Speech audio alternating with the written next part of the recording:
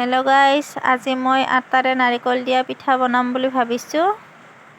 এয়া আটাখিনি মাৰিয়ে থৈছিলোঁ, বেলি আছোঁ। সৰু সৰুকৈ বেলি ল'ম। প্ৰথমতে নাৰিকলখিনিও ৰুকি থৈছোঁ।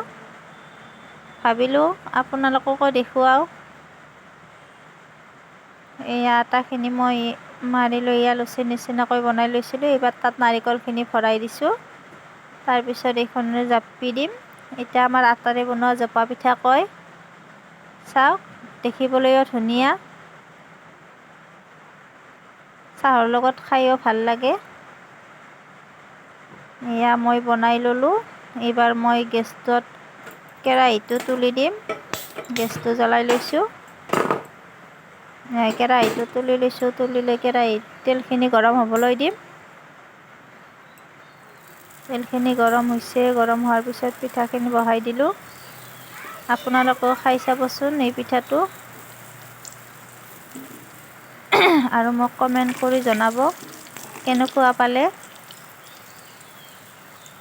অলপমান ৰংচোৱা হ'বলৈ দি আছোঁ মই। অলপ ৰংচোৱা হ'লে নমাই থৈ দিম। চাওক, মোৰ পিঠাখিনি ৰংচোৱা হৈছে। এইবাৰ মই এই পিঠাকেইখন নমাই থৈ দিম। চাওক, এয়া তেলখিনি মই অলপমান যাবলৈ দিছোঁ।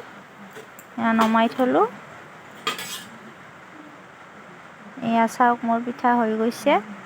আমি এতিয়া চাহৰ লগত এই পিঠাৰে চাহ খাম। দেখিবলৈ বহুত ধুনীয়া হয়। Thank U.